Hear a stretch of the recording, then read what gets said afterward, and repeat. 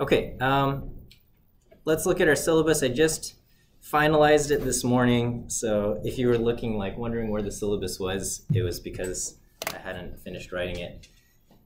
I was just trying to figure out different policies here. Okay, so we're gonna have 3 tests.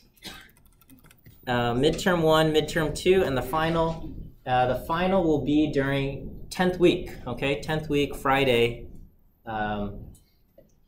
And that's because some of you guys are going to be graduating, so congratulations. And for whatever reason, sometimes they schedule finals during graduation ceremonies, and I'm not okay with that. So we're going to just do it 10th week Friday. That's not going to be conflicting with anyone's graduation ceremony, so we'll just do that. The downside of all of that is all of the tests are 45 minutes, okay?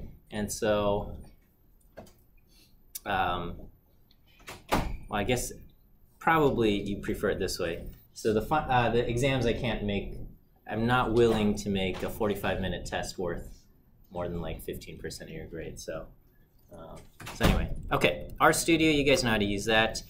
Our textbooks, all the textbooks are available electronically as PDFs for free, as long as you guys are connected to the UCLA network, okay? We're going to use this one, doing Bayesian data analysis, introducing, well, anyway, these are the links.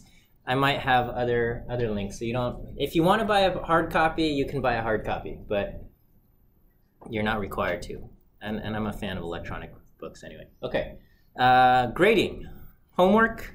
We'll have 6 assignments, 8% each, none are dropped. Midterm 1, midterm 2, final exam, 15% each, okay? 3% class attendance, 3% piazza participation, and 1 free point for being awesome. So if you are not awesome, I might take that point away. But we will start off with awesome until proven otherwise. So we'll start off that way. Okay. All right. Homework. This is, I think, if you've had me as a teacher before, this should be familiar. But basically, I'm going to post things as RMD files. You'll download them. You'll put in your answers. You'll render it as HTML and upload the knit or HTML file back onto CCLE, okay? They need to be knit or rendered into HTML. We can't accept RMD files, okay? This is always an issue. I don't know, maybe I have to bring this up later on in the quarter. If the homework problem asks for something, like it asks you to write some code to produce some kind of result, you need to show that result in your homework, okay? If you just write the code and don't print out the result, you're not going to get credit for it, okay? So if something says, produce a vector of the first 10 numbers in the Fibonacci sequence, this code will do it, except the result is not printed out. And if you don't print out the result, we can't give you points for it. We've got too many homework assignments to grade. We don't have the luxury of then like copying your code into a new file and executing each line of it just to make sure that it runs. Some of the, especially in Monte Carlo methods, some of the code will run for a long period of time, okay? You know, you're doing a simulation with thousands of trials, it's gonna take a few minutes to run. We don't have that luxury. So if it says you need to show the results, you need to show the results, okay? If you just add the line print X and it shows this, you'll get credit, okay? Same line, same code, but the difference is one, you didn't print out the results, the other you did. You'll get credit for the one where you printed it out. You won't get credit if you don't print it out, okay? All right, I've modified my late policy for homework some more. I'm trying to, every quarter, different things happen, and I think like, okay, I should make some changes. So, this is how we're gonna do it, okay? Most of the homeworks I will make due at 6 p.m. on some day of the week, okay? And there will be a 10-minute grace period, so that means you can submit up to 6:10:59. according to CCLE's clock, all right? And it will be accepted with no penalty. Please don't email me and say you uploaded it, but CCLE says 6:11 and 2 seconds. Can you waive the penalty? I'm gonna say no, it was actually due at 6 and you are 11 minutes and 2 seconds late. So, so that's how it's gonna be, okay? We're gonna, every hour after that, you'll lose 5 points until midnight. And then I will stop the penalty at midnight until 6 o'clock the following day, okay? So after midnight until 6 p.m., you'll just have a 30-point penalty, all right? So if you get it in before 6 p.m. the next day, you'll only lose 30 points, okay? And then the penalties will start resuming at 6 o'clock every hour until midnight the next day, and then you'll lose 60 points at that point. And then we will just say late penalty for homework will be maxed out at 60 points. Okay, so if you submit it after that, you'll get at most 40 points for your homework. Okay, and then and we will say after 9 calendar days, late homeworks won't be accepted for any reason. So if you submit it between whatever, the following day, midnight, so 2 days later or whatever, you'll 60-point penalty for being late, and that will be that. Okay, I will grant homework extensions because I know life can get crazy and we need different reasons for this, okay? But last quarter, I just had too many emails about homework extensions. It's only maybe it's probably only 4 or 5 students per homework assignment per class, which is not a lot, but between and that's only 2% of the students or 3% of the students who need a homework extension. And that's very reasonable. That sounds reasonable to me, except if you have 4 or 5 students per homework assignment per class and you have 5 or 6 homework assignments, that ends up being 50 different exceptions that you have to keep track of at the end of the quarter. And I don't have a way to organize this and effectively, especially because I'm not doing the grading. The grading gets passed on to the graders and having to keep all it's just too much. So what I will do is, if you have a reason that your homework's going to be late, totally fine, okay? I just need some kind of documentation, all right? A picture of a doctor's note or the doctor's note itself, or whatever it is, something happens, you can't do the homework. Submit that with the homework assignment, okay? And so both of those things will be together in CCLE. The homework assignment will be uploaded, and then I'll make the settings for the homework so that it will accept multiple file submissions, okay?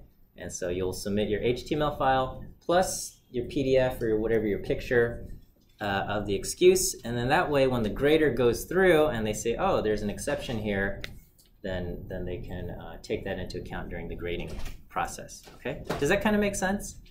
It's just, I want to show compassion and say, this happened in your life, you can have extra time to finish your homework, but with just so many students, it's hard to, for organizational reasons, it's hard. So don't email me the files, just upload them directly to CCLE, okay? If something happens, okay, and you need more than 72 hours to get your homework in, okay, come see me, all right? I don't want to try to work this out over email, because usually if it's something that requires over 72 hours, it's probably something serious, and it's hard to gauge things via email. So I'd much rather do these things in person. So just come see me. We can talk through that. Okay. Exams, we'll have exams, and if you need an extension for the exam, that's fine. Just come see me again. But your makeup exam has to be taken within 7 days of the actual exam, because usually we'll try to get graded exams either returned or available for review after that, and we can't do that. Okay. Let's see. All right. Attendance. Attendance is worth only 3% of your grade, and this like produced a lot of headache in the past. And so I'm trying to solidify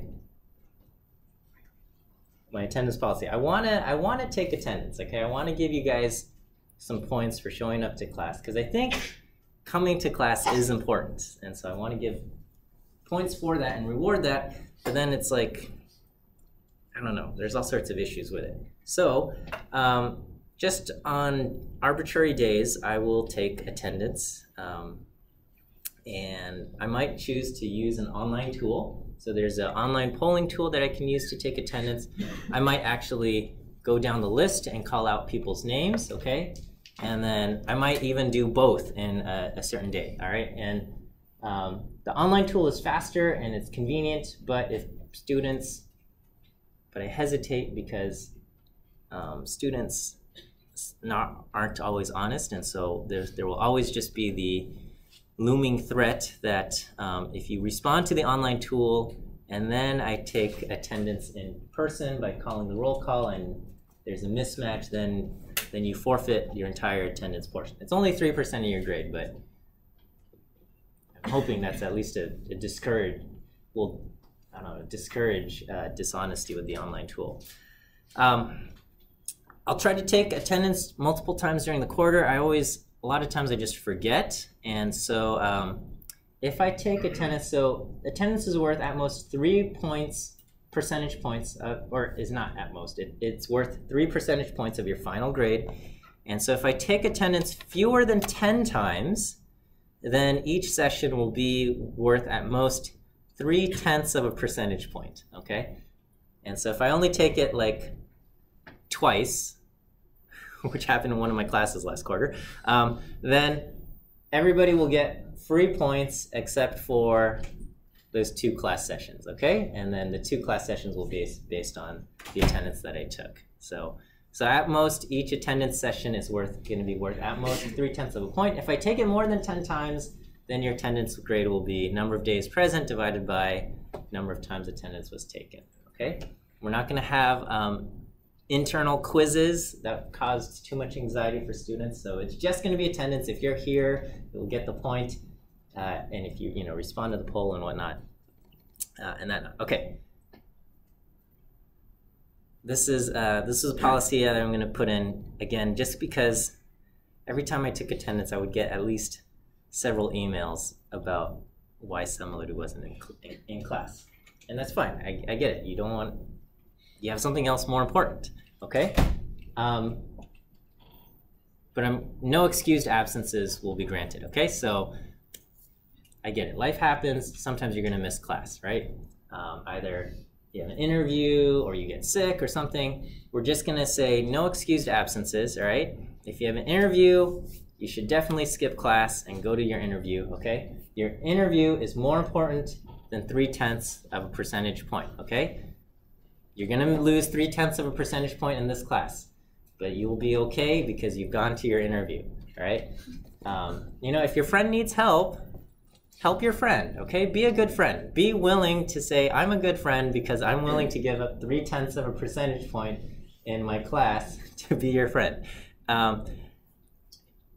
Throughout your life, you're gonna have to make choices, right? Everybody only has 24 hours in a day. You can only be in one location at a time. Nobody's gonna look back on their life and say, man, I wish I spent more time, I don't know, doing something that wasn't important, right? It's gonna be like, I wish I spent more time with the people I love. These are like the regrets that people have. Nobody says like, I wish I worked harder. Like, you should work hard, okay? But you're not gonna have regrets. Like, well, I don't know, okay. Maybe you might have a regret about not working hard if you blew something, an opportunity or something. But anyway, it's okay, all right? You're gonna miss 0.3 of a percentage point if you miss class at most. But be a good friend, whatever it might be, okay? Is that all right? The no excused absences policy, okay?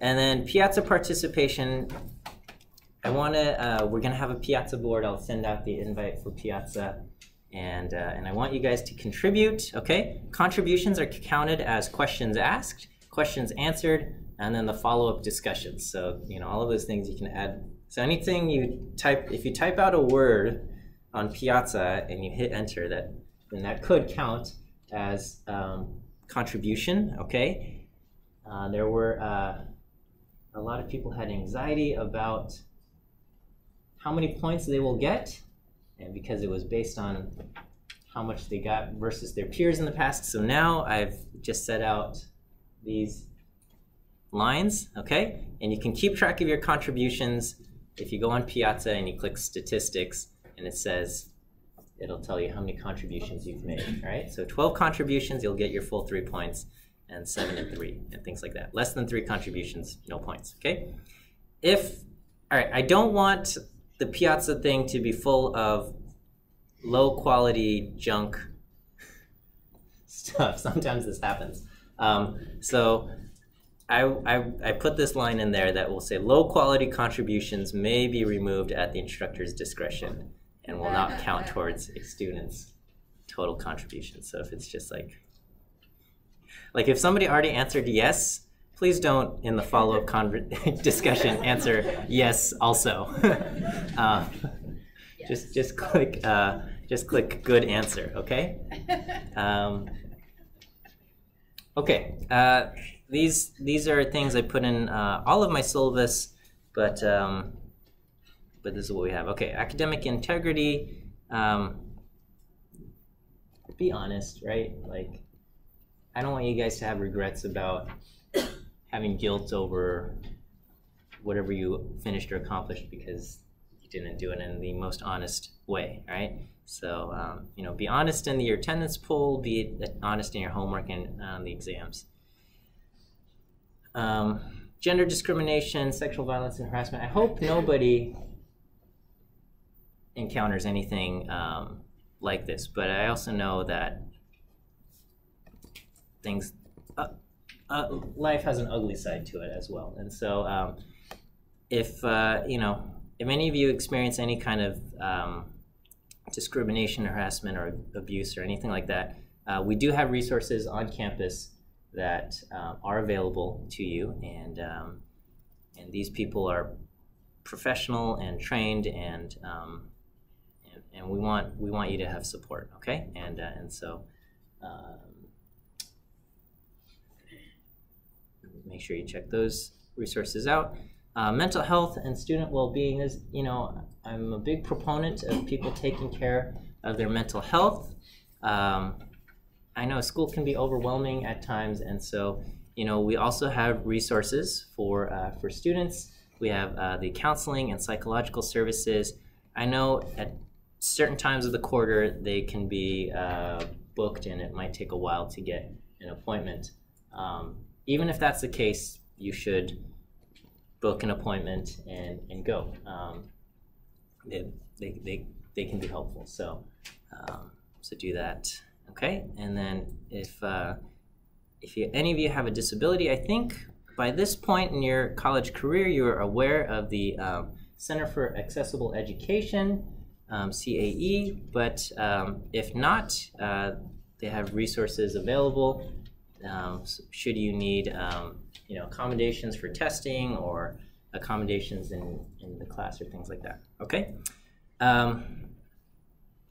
After course grade changes, okay, everything is final after I submit the final grades, and you have up to 1 quarter to kind of review any of your graded stuff, okay? And then if you have questions, I am,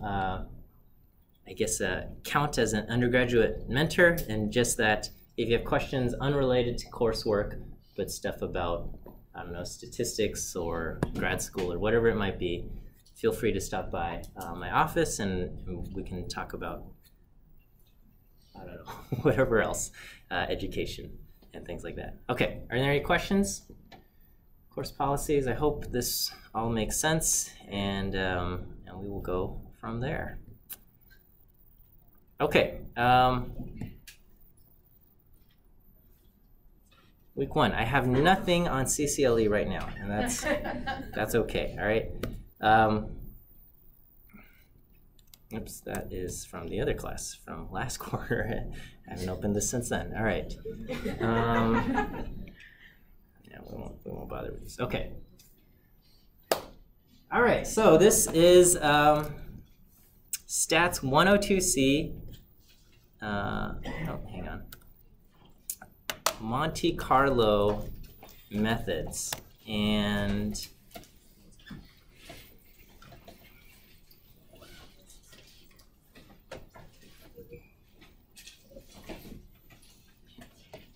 okay, so the class is, how do I fit this? Okay, 102C, Monte Carlo methods. I think that's the name of the class. I'm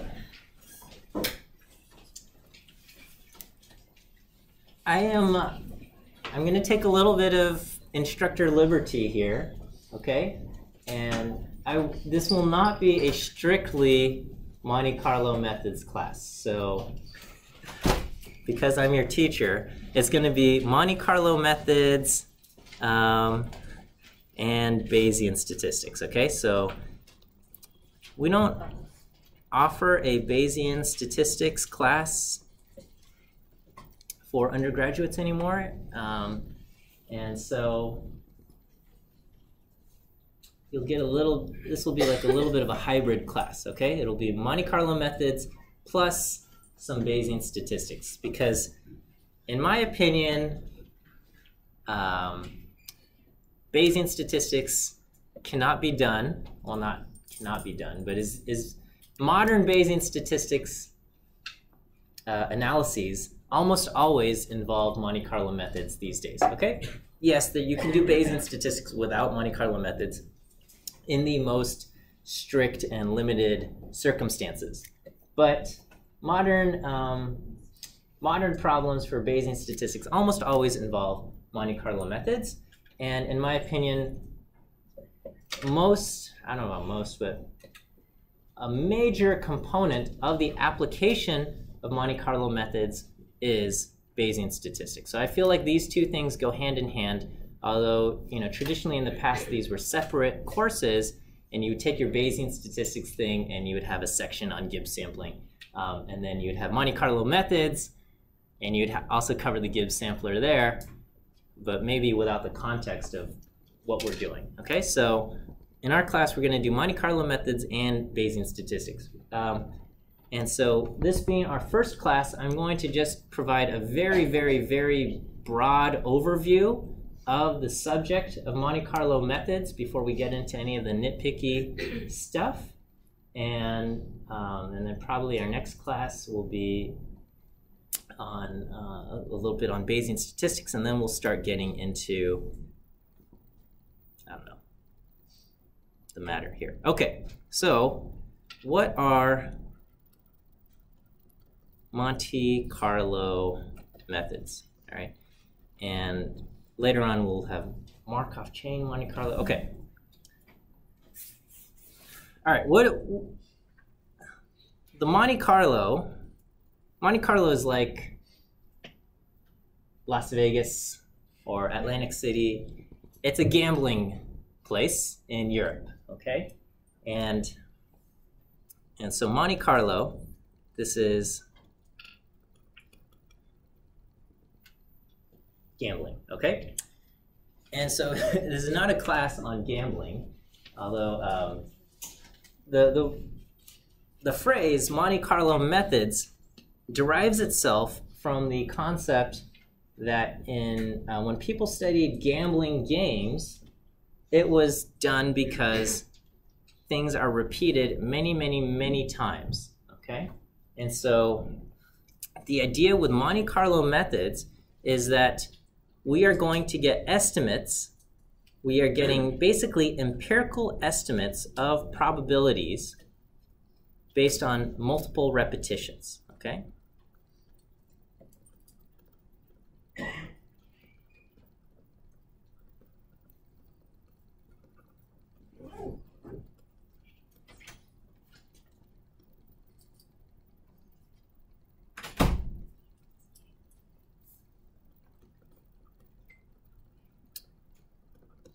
All right, so does anyone want to give me the Stats 10 definition for empirical probability versus theoretic probability?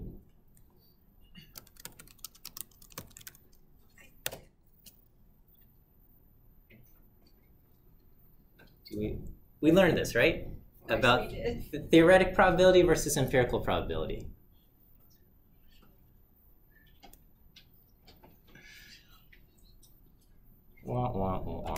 Okay. All right. So we'll go review or recall. I love it when people write recall on the. I always feel like in math class, whenever someone writes recall, it's like, don't be a dummy. All right. Okay. So theoretic probabilities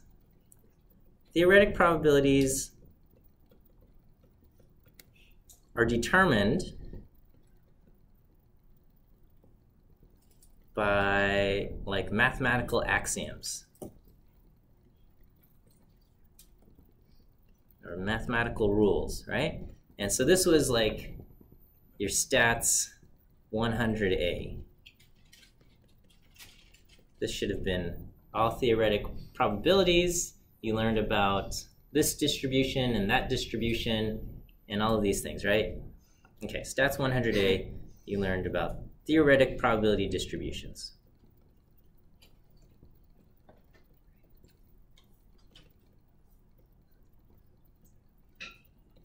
Okay, empirical probabilities. How do we get empirical probabilities?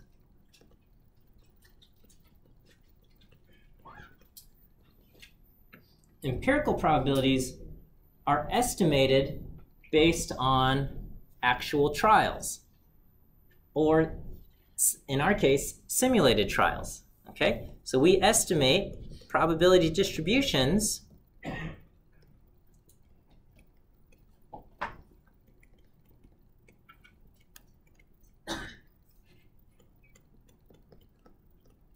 based on actual trials or simulated trials. Okay, so here's an example of empirical probability. All right, so you go to the casino. So this will be our Monte Carlo, our literal Monte Carlo example, not our Monte Carlo methods example. Okay, so you go to the casino and you're gonna play a game of dice, right? You have dice games like craps. All right, and in the casino, the dots are like painted on and all of this stuff, right? What if you take one of the corners and you shave off a little bit, right? Like this is highly illegal. You will get in big trouble if you do this. If the casino catches you, you are in big trouble. But what if you modify the dice, okay?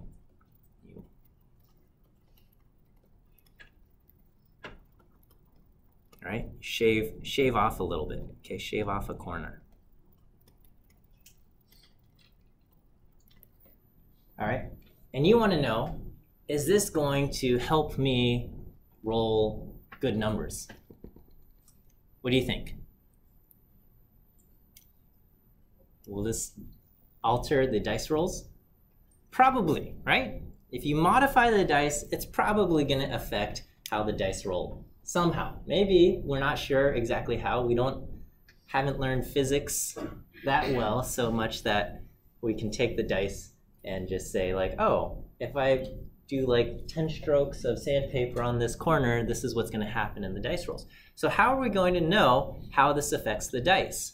Okay, we don't understand physics well enough and the math well enough to be able to give us a definitive answer. So a theoretic answer is not really possible, right? So how will this affect the dice roll? Okay, so we'll say, we do not know math or physics well enough. I don't know, what else comes into play in this? That's pretty much it, right? Math or physics well enough to give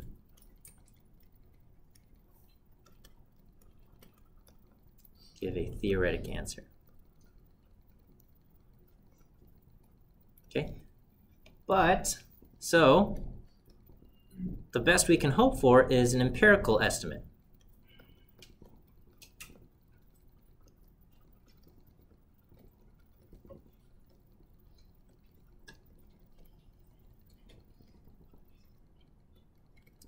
And that just means we're going to take our modified dice and start rolling it. And we're going to keep track of how the dice lands. Okay, we're going to say like, all right, I modified the dice, and now I'm going to just start rolling, and we're going to see, does this affect the way the dice lands? So we just roll the dice many times,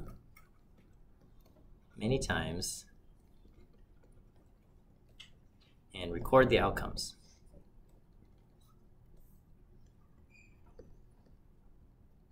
And maybe after 6,000 rolls, we see, so that's a lot of work, right? 6,000 rolls. Maybe we see all numbers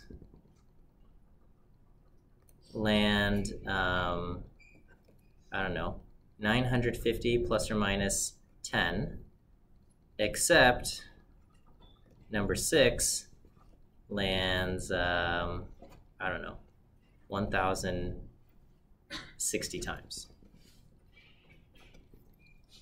Okay. And now we get an inkling that our dice modification has affected the probability of number 6, okay? So maybe dice mod has altered probability of 6. Okay. Okay, and that's basically getting an empirical probability via, and it's just, we're not able to answer it theoretically, so we just start running a bunch of trials, we keep track of everything, and we say, okay, well maybe this has altered things, right? And then we'd probably have to run it through a chi-squared test to make sure that things truly have changed, whatnot. Okay. And that's basically what we're going to do in this class, except we're not going to actually roll dice. Instead of rolling the dice, we will run simulations, okay? So in our class,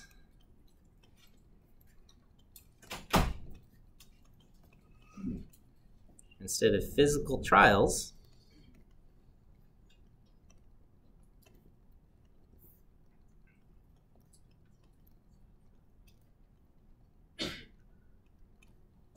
we run simulations. Okay. And that is, at the highest level, what Monte Carlo methods is. Okay? It's very much part of this branch of computational statistics where we're trying to answer questions about probability. We can't do it analytically or theoretically. We just run simulations. Okay? And so in 102A, you might have had to do a monopoly simulation. That counts as Monte Carlo methods. We're trying to answer questions about which spots on the board are most likely to land. Technically, we can answer that theoretically. We can mathematically express all of those rules in mathematical language, and we can take that to its outcome and find out these probabilities. But the math gets rather complex, okay? Not impossible, but it gets rather complex. And so another approach is to write all of the rules in code and let the code run to its end and find out the outcomes of the simulation that way, okay? So on simulations, so examples is, you know, the Monopoly board. That's an example of a Monte Carlo method. Okay. And so this class is, but I do want to say this class is not going to be how to write simulations on the computer, okay? We're going to focus on an aspect of Monte Carlo, of these Monte Carlo methods, that will focus mostly on sampling from some kind of probability distribution, okay? Because a lot of this a lot of problems can be boiled down to sampling from a probability distribution, okay? So many problems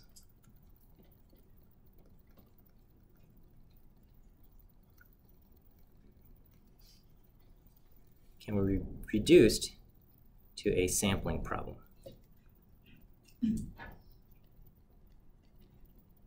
Okay, how do we sample?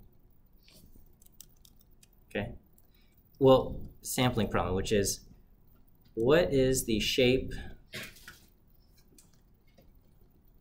and properties of some unknown probability distribution?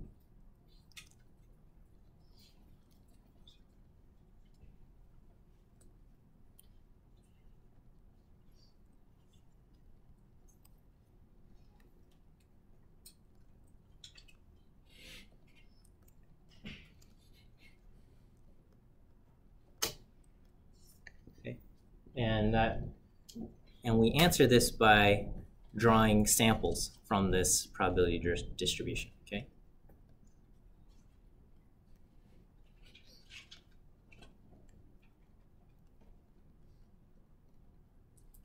From the distribution to get an answer.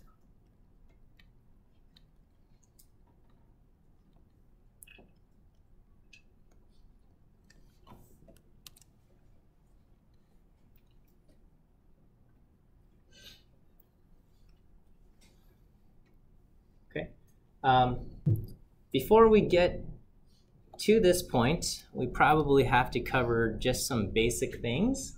So we'll talk about getting random numbers. And I don't know how much time I want to spend on this subject. This is like any Monte Carlo methods textbook you take up, the first few chapters will be on like getting numbers, using random numbers.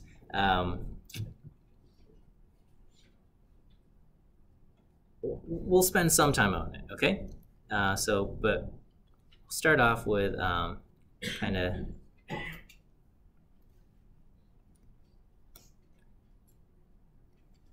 random numbers. And okay, so basically, how do we get random numbers? This is a random or pseudo-random numbers.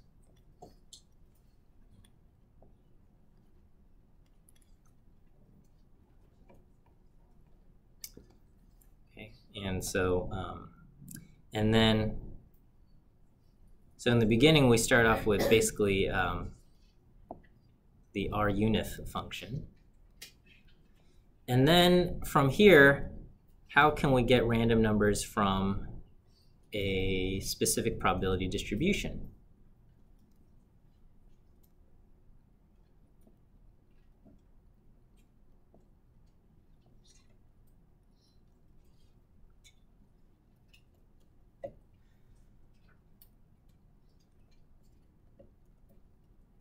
So, you know, basically, how does things like R norm or R binom, etc. work? In my answer, when we discuss this, we're not going to actually get into the code for R norm because the computer code for R norm is probably going to be different from our methods. Our methods will be kind of a little bit more clunky. But we'll start off with a discussion of random numbers, okay? And then, well, I don't know if we'll start there. We will integrate this, our discussion with random numbers, and then we're eventually going to get to from a specific distribution, and then drawing how do we get random numbers from any distribution.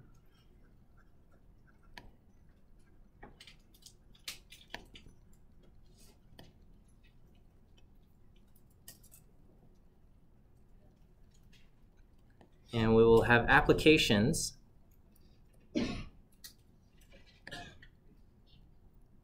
in something happened. Okay, applications in Bayesian statistics. So